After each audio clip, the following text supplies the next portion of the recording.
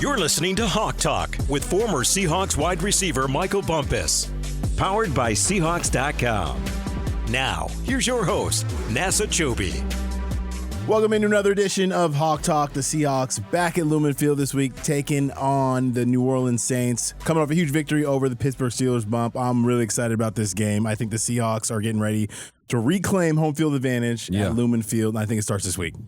You got to do what everyone else in your division has done so far. Just beat the Saints. Come on now, join the party. But yeah, it's I'm excited to get these guys back home and get the advantage back. Be loud this weekend.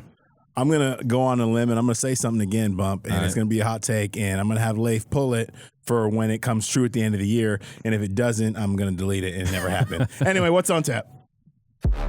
What's on tap?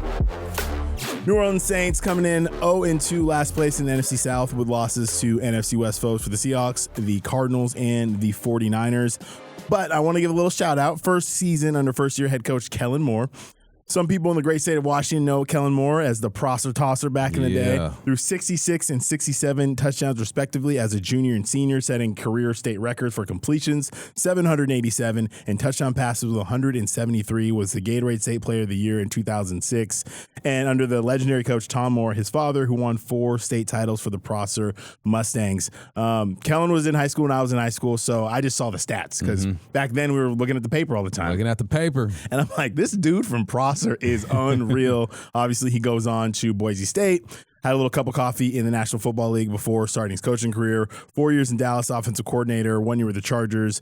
Won a Super Bowl with the Eagles as the OC. But, yeah, man, he's had a tough little start, but I want to throw out some love to Kellen Moore just for everything he's done in this state. Yeah, local dude, man. And Washington is sneaky when they put out these guys, man. There's a lot of talent here, so big ups to Kellen. I see what he's doing over there in New Orleans. It ain't all bad, but it's going to be a journey, so just keep it rolling, just not this weekend. Yes, absolutely not this weekend. Speaking of the last game for the Saints against the 49ers were without Brock Purdy with a toe injury, and they inserted the former first-rounder, 15th overall pick, Mac Jones. And Jones actually balled out, Bump. I'm thoroughly impressed with what I saw from him. 26 of 39, 279 yards, 3 touchdowns. Looked a lot more like that first-round pick with the Patriots back in the day. His three touchdowns were a career high. He found Luke Farrell, Christian McCaffrey, and Juwan Jennings for a 42-yard touchdown. That gave the 49ers a 26-14 lead in the fourth quarter. It felt comfy. It felt good there. But that's when the game really got interesting. Spencer Rattler, who we're going to talk about a lot today, led his team on a 13-play, 71-yard drive that ended with a 3-yard touchdown to Mr. Vele, which made the score 26-21. The Saints would get a stop, get the ball back, 4:35 left. Couldn't take advantage. They went 3 and out. 49ers would go 3 and out in their next possession, and the Saints had one more opportunity. Once again, couldn't capitalize on 4th and 1, ended up losing the ball game. Yeah, that was a fun game to watch. I'm watching Mac Jones do his thing. Spencer Rattler, who is kind of debunking what I used to think about him. Watching QB1 back in the day on Netflix wasn't the greatest look, but you can see there's potential there. I don't know if he's going to be a franchise type of guy, but he's a guy who can handle it, who can play some games. And Alvin Kamara, we all know him, 99 yards on 21 carries. Rashid Shaheed, Juwan Jennings. Okay, I had to sound it out. Juwan Johnson, they have receiving touchdowns as well. McCaffrey had 107 total yards, 1 touchdown. Jennings led all receivers with 89 yards on 5 receptions and a touchdown. The Saints haven't been that far off, man. It's just you're playing against some pretty good football teams. You barely lose against the 49ers. You barely lost to the Arizona Cardinals. There's some potential there, but you see they're a work in progress. Yeah, there's no moral victories in the NFL, but they're playing close games. Yeah. And the crazy thing about the Saints, they haven't won a game of any kind since December 8th of the 2024 season against the New York Giants. They had 6 straight losses in the regular season and also went 0-2-1 in the preseason. But thinking about the Saints, because Clint Kubiak was there, and he had those boys rolling for a little bit. They started off 2-0 last year. Remember, they smacked the Cowboys, beat them up. Everyone was looking at, okay, Derek Carr, Kamara, and then the wheels kind of fell off. Tons of injuries. Bunch of injuries, yeah. That's kind of what happened there. But they obviously have some good players. When we look into this head-to-head matchup again, it's only 2 weeks through the season, so this doesn't have the legs it's going to have in about 4 or 5 weeks, but we'll look at it anyway. Offensively, the Seahawks ranked 19th in total offense, averaging 312 yards. 19th in rushing offense, rushing for 100 yards per game. Pass offense, they are 16th with 212 yards per game, and points per game, 22 points. That's tied for 16th in the NFL. Yeah, the Saints are 20th overall in offense, 13th when it comes to running the rock, 22nd passing it, and 26th averaging 17 points per game. And defensively, the Hawks are 18th overall. It doesn't feel like they should be 18th. Feels a lot lower than that. 11th when it comes to rushing the football, or teams rushing against them, allowing 95 yards per game. And 21st against the pass. They also have 4 interceptions, which is tied for second in the NFL right now. Yeah, I think that's a false number. It's true, but it's not. They gave up a lot of yards against the 49ers. They ran a ton of plays. I think that's part of it. I think that number is going to continue as the weeks go down and get smaller and smaller. Yep. On the flip side, for the Saints, they are 14th in total defense, allowing 310 yards per game, 17th in rush defense, 13th in pass defense, and then 17th in points per game. So these guys are very even on paper. Mm-hmm. I think we feel like looking at both rosters, the Seahawks have the clear advantage. But as you said, it's the National Football League, and we're going to get into all the players on these teams and show you why the Saints are actually better than they look on paper. But before we do that, let's know the history. Know your history. Mom, this is shocking to me. Looking this up, what I'm about to tell you is very surprising. Mm-hmm. So New Orleans leads the old-time series over the Seahawks 10-8, which isn't crazy. They haven't played that many times. They're 10-6 in the regular season, 0-2 in the playoffs. But the Saints have won the last 4 games against the Seahawks. Yeah, surprising. And then I started going back through the games. I go, okay, yeah. I mean, the Seahawks haven't beat them since the divisional playoffs in 2013. Last time these two teams matched up was in 2022. The Seahawks dropped a close one, 39-32 at the Superdome. And that was a different time. Just it doesn't feel like that long ago, but you start telling the names that played in that game. Andy Dalton, Taysom Hill, who's still there but hurt, Rashad Penny, Geno Smith, DK, Tyler, all the guys of the past gone. Feels like centuries ago, but Geno that day did ball out. 16-25, 268 yards, 3 touchdowns, no picks. Rookie Ken Walker had 8 carries for 88 yards and a touchdown. Tyler Lockett had a great day, 5 receptions, 104 yards, 2 touchdowns. And I think he caught the best pass of Geno Smith's career. Oh, yeah. You remember that in the back of the end zone? Coverage, too high safety look. Just dropped right in the basket, and that was an unbelievable play. The Seahawks took a 32-31 lead after a Ken Walker and 69-yard touchdown with 6 minutes left in the football game. Unfortunately, 3 plays later, if you remember, Taysom Hill had himself a day that day. Ran it at 60 yards to the house. Seahawks would get the ball back, get stopped, have a chance to get it back for the offense one last time, but they couldn't get off the field. Another run by them. So Seahawks are obviously hoping to change this stat because that's wild. Because when you think of the Saints over the last 5-6 years, you don't think elite team. You don't. But the memory I have of the Saints, I remember the last time they played them at home. I think this was the last time. White uniforms on, and Kamara was just going off. Like, we could not tackle this dude, bouncing off of guys. He must have had at least 3 runs or catches, run after the catch, over 35, 40 yards. It was ridiculous. Yep, I think it was raining that day, too. Yeah. I want to say we either gave up a punt return touchdown or got one blocked or whatever, but either way, yes. And Kamara, Alvin, man, he can still play. He's a man. He can still play. He is hard to tackle, but let's flip it back over to what's going on in the division. What's the word? Where my soldiers at? West side! Where my soldiers at? West side! And the Seahawks are the NFC West champs again. What's the word in the West on Hawk Talk? All right, here's the word. Same as last week, just different numbers for the teams. All right, you got Niners 2-0, Cardinals 2-0, Rams 2-0, and the Seahawks are at the bottom of the division at 1-1, but that is going to change. I guarantee that. The NFC West has started this season on fire with a 7-1 record. The only loss came within the division when the Seahawks lost to the 49ers. That combined divisional records is the best in the NFL. We knew this division was going to be wide open. It's starting off like teams are trying to figure it out, but it is a long season. All right, so last week the Panthers were at the Cardinals. Let's talk about that game. The Cardinals have started the season 2-0 for the first time since 2021. That was also the last time the Cardinals made the playoffs. Now they are 2-0, but it hasn't always been pretty. This week was no different. It started off good, though, as the Cardinals jumped out to a 27-3 lead with 9:23 in the third quarter before almost giving it all away. Bryce Young, who had a rocky start, caught fire in the second half. I'm rooting for Bryce, man. I'm rooting for Bryce. I want him. The under 6-footers, I got a soft spot for those guys. He threw 3 touchdown passes and led an impressive comeback attempt. The third touchdown, a 1-yard throw to Hunter Renfrow, cut the score to 27-22 with 1:58 left in the game. Yeah, I mean, when you're up 27-3 in the NFL, you think that game's over. Right. Obviously, that's not the case. The Panthers, gritty performance, come back. Panthers were able to get an onside kick. That does not happen in the NFL in this day and age. Doesn't happen. I mean, that was probably a tough meeting for special teams for the Saints. I promise you that. Anyway, they get the onside kick, and they're back in business. Unfortunately, final drive, Panthers filled with penalties. Bryce Young was sacked on 4th down, ending the comeback.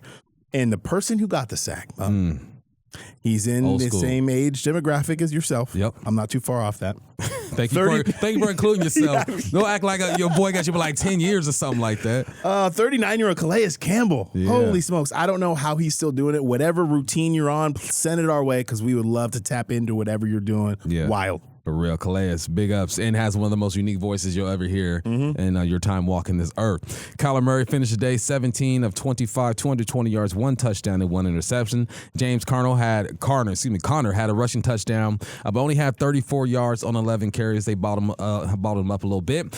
And Trey McBride picked up where he left off last season, 6 receptions for 78 yards, one of the best in the game.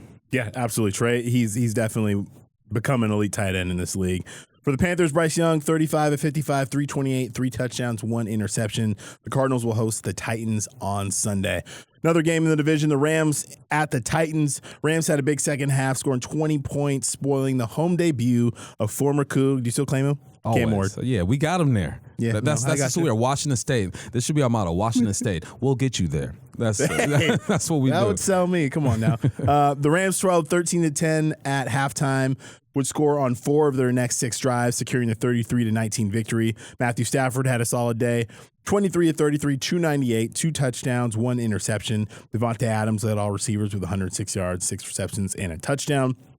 With his 100-yard receiving game, Adams side Antonio Brown, Calvin Johnson, Brandon Marshall, Jimmy Smith, just a couple guys that played for 11 most such games in NFL history with 46 100-yard games. My God. Wow. Only Julio Jones with 47 has more than Adams since starting his career in 2014. Then you got Puka Nacua, had 8 receptions for 91 yards and a 45-yard rushing touchdown. Kyron Williams, 66 yards on 17 carries. And then Cam Ward, man. Come on, Cam. He's playing pretty well. Bump, what do you see from him? He's he's a rookie. He's learning, but I like his trajectory. He was 19 of 33, 175, 1 touchdown, but was sacked 5 times. He's the most sacked quarterback in the game right now. I believe he has 11 on the year.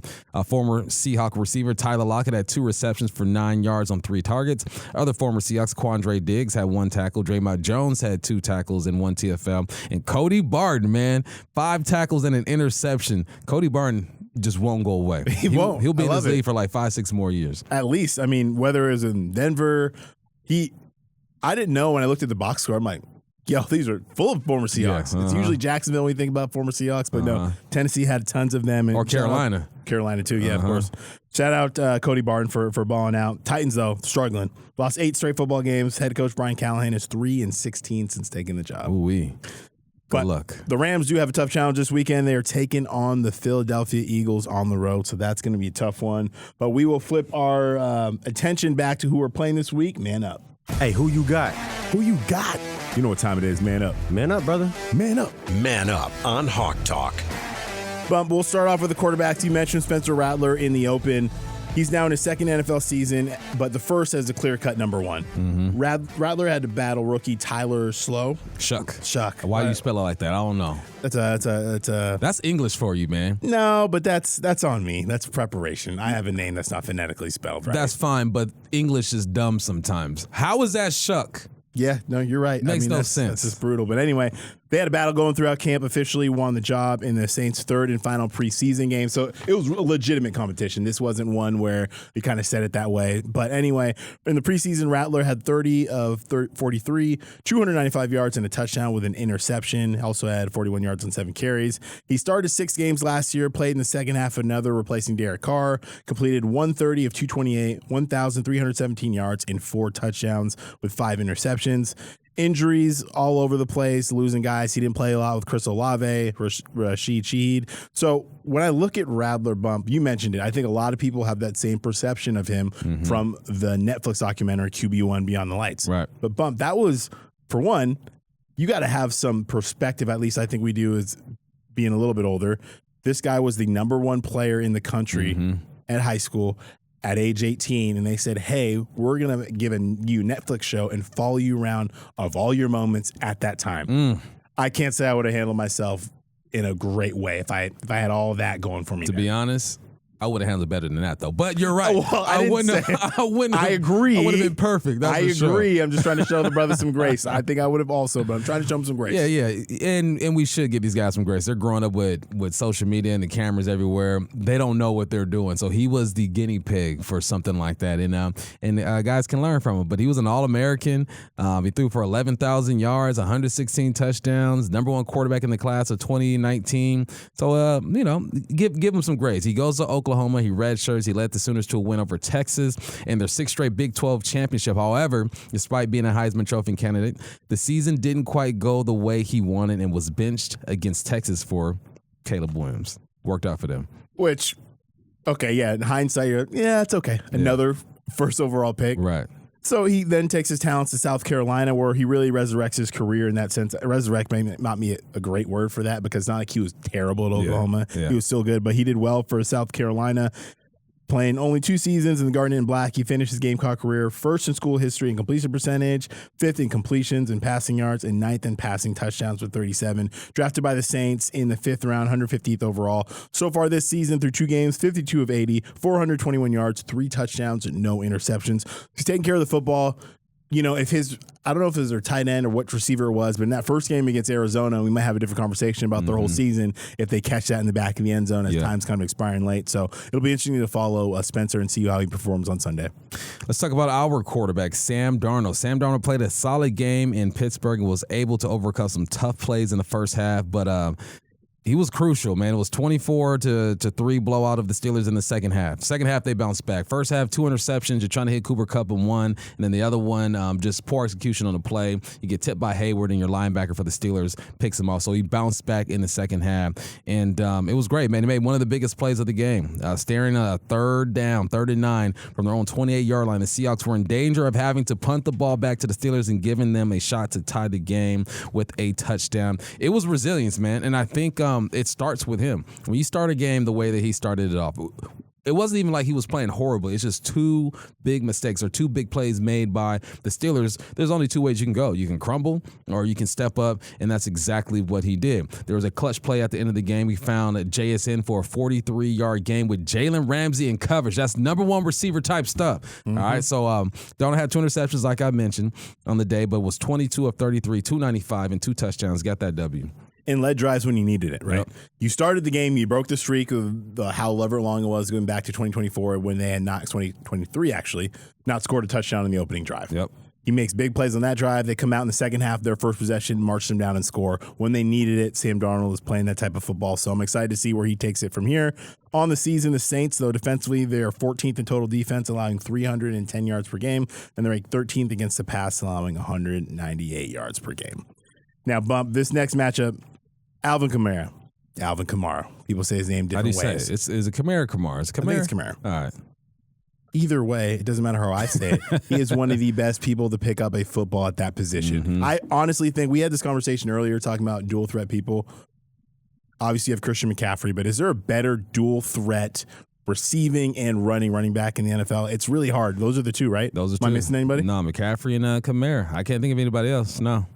Mm-mm. I mean, he's dynamic. 9th season in the NFL, which is crazy. It's been 9 seasons. Yeah, it feels like 5. 5-time Pro Bowler, and I said definition of dual threat. He's never rushed for 1,000 yards in a season, and has never had 1,000 receiving yards in a season. That's crazy. Which is crazy to think. But he's never had less than 694 rushing yards and never had less than 466 receiving yards. Plenty of times he's been 992 or 748, whatever. When you combine it, though, he's a dude that's usually around 1,500 all-purpose yards.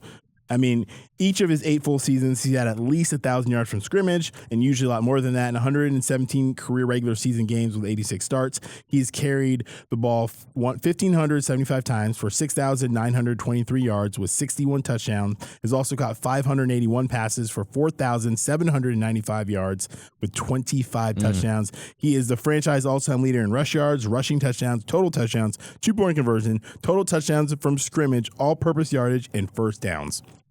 I mean, his resume speaks for itself. Put some respect on his name. I can't believe this is his 9th season either. It feels like this is still a young man out there. And he is. In 2024, he has 228 carries for 950 yards and 6 touchdowns, 68 receptions for 543 and 2 touchdowns. He's elusive. No arm tackling this guy. All right, you better wrap up and you better hold on for dear life and hope that help is coming soon.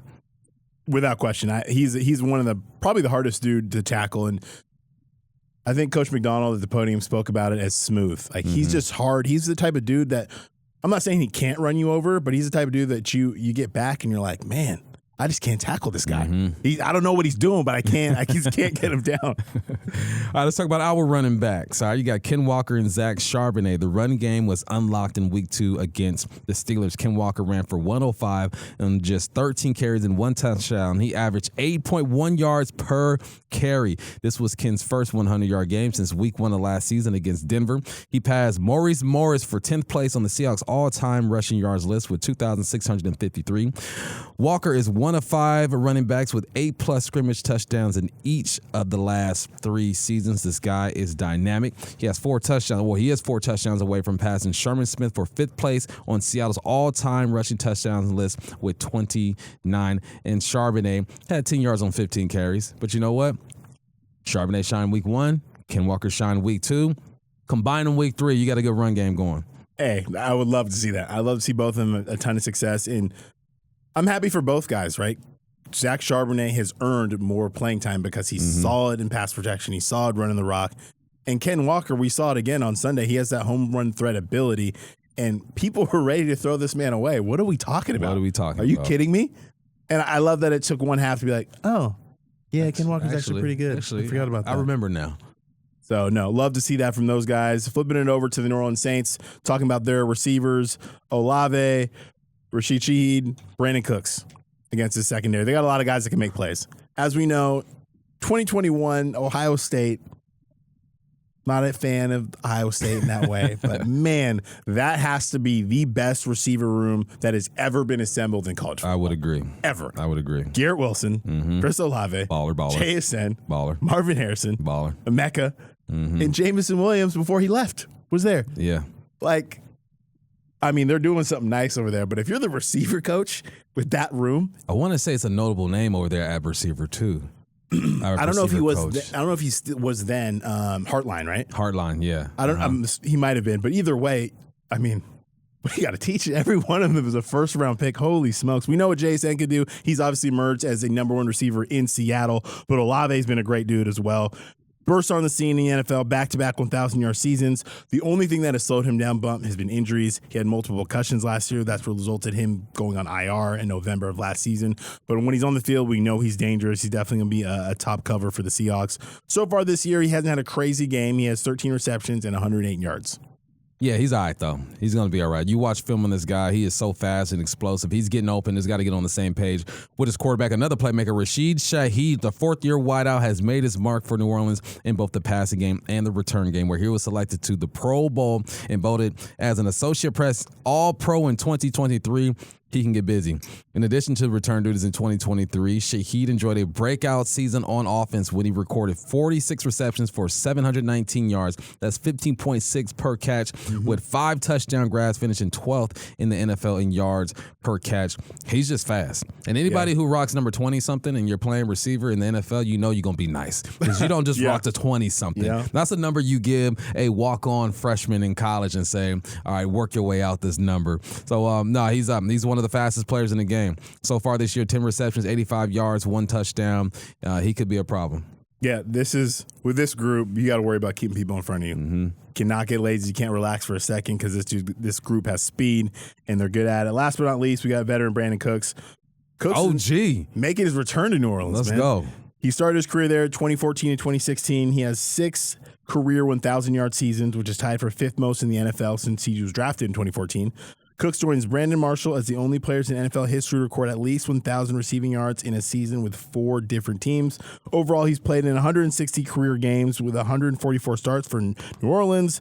the Patriots, the Rams, the Texans, the Cowboys, posting career totals of 715 receptions, 9,584 yards, sneaking up on 10,000, and 60 touchdowns to go along with 58 carries, 341 yards, and 2 scores. Voted a team captain. You're right. You said it. He is the OG. He's a leader in that room. He hasn't done a lot so far this season, 5 receptions and 52 yards. But again, at any point, any one of these guys can get off. So it'll be interesting to see how the Seahawks can make sure to keep them in front and play good defense. Man, he won't be a Hall of Famer, but he's one of those guys that everyone's going to respect when it's all said and done with Brandon Cooks. So, yeah, man, keep your eyes on him. Seahawks defense, they're 21st against the pass line, 230 yards per game. I think, again, as the season goes on, if the Seahawks only give up 230 yards throughout the season, they will be in the top 5. Yeah, they'll be just fine. I'm excited to see that. And we're going to have to wait on Devin Witherspoon and Nicky Minori. Love to see them play. We'll see how they practice this week. But we talked about it on the recap pod. Really excited to see the depth in the secondary, even when those guys weren't out there. Kendricks, Joe, Shaq got some time too, so they should be okay. All right, let's talk about our receivers, JSN and Cooper Kupp against the Saints. JSN was added again, bars, against the Steelers. He finished the day with 8 receptions for 103 yards on 10 targets. This was the 5th 100-yard game of Jackson's career. He now had 100-yard games in back-to-back weeks. Man, he is consistent. I believe he's number 2 in the league when it comes to receiving yards this year so far. JSN needs 3 receptions to pass Corn Robinson, my former teammate, for 4th place, and 6 receptions to pass Darrell Jackson for 3rd place for the most receptions in a player's first 3 seasons in franchise history with 183 and 186 respectively. He needs 100 receiving yards to become the 2nd player in franchise history behind DK to record 3 consecutive 100-yard games. I remember when that happened and he broke Steve Large's record, and we could not believe that was the record. Big ups to Large, big ups to DK, but I just knew there was a receiver who went off for like 4, 5, 6 weeks. Right. And if there's someone to do it, it's Jason. Yep. Without question. I've already gone on record saying I think he's going to break the single season receiving record that DK broke of Large. 1,303?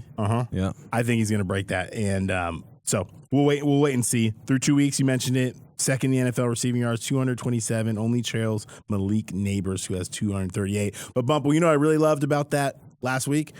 Coach talked about it. It can't just be the JSN show, and it wasn't on Sunday. Spread the love. Cooper Kupp got into the game, man. He finished with 7 receptions on 90 yards on 9 targets. Only had 3 targets against San Francisco. It was good to see him get going a bit. He got it going. He had a big 3rd down catch as well. Showed the sticky hands. He's reliable. Nice to see Cooper Kupp resemble the man of the past. No question about it. And when those guys are firing on both cylinders, it is hard to keep people in front. I love loving how their separation, how they're getting away from defenders. So really excited to see how that goes.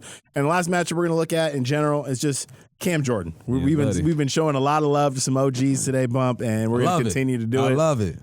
We're familiar with the name. He's been sacking quarterbacks in the NFL since 2011. He's 15th NFL season, has 123 career sacks. That ranks 20th in the history of the National Football League. My dude's a Hall of Famer. We know that. He has the most sacks in the NFL since 2012. He has the 8th most since 2017.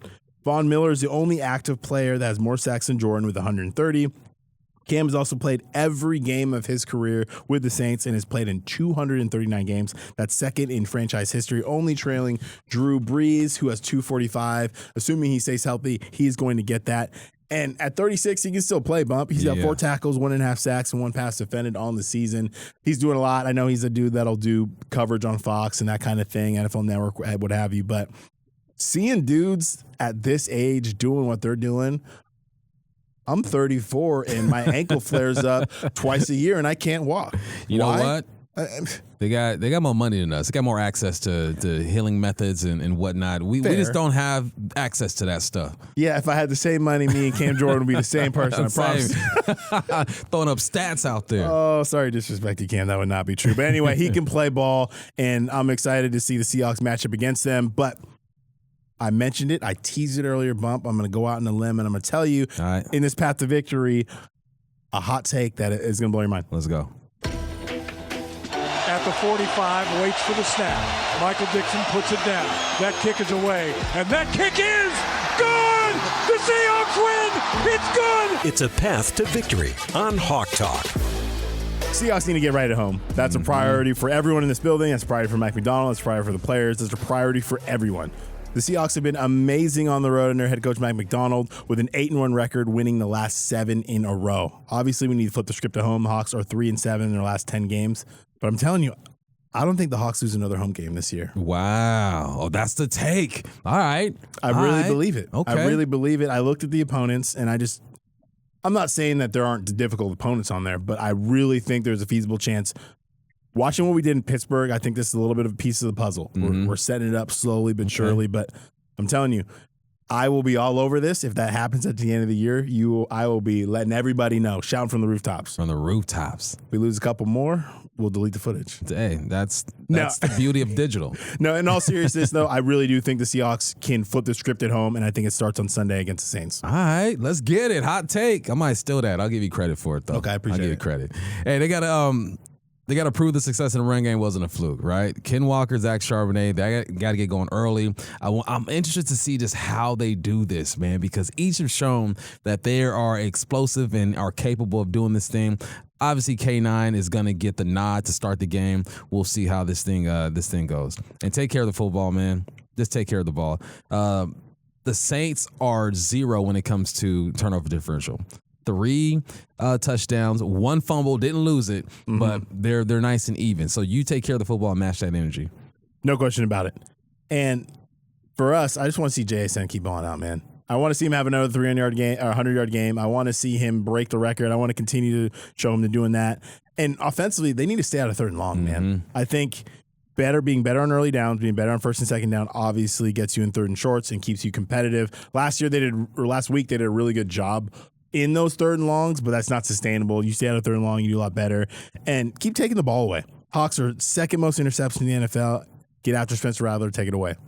Rattle the Rattler is what I've been saying all week. We need to get that going. Contain Alvin Kamara. We just talked about how great he is.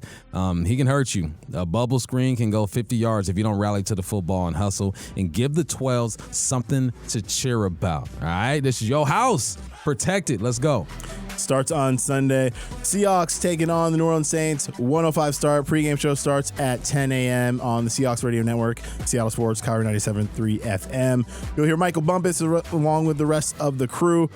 That'll do it for us, though. Reminder, you can catch us on YouTube, Seahawks.com, Apple Podcasts, Spotify, Amazon Music, Sirius XM. We'll be talking to you guys on Monday, hopefully about a Seahawks victory over the Saints. This has been Hawk Talk.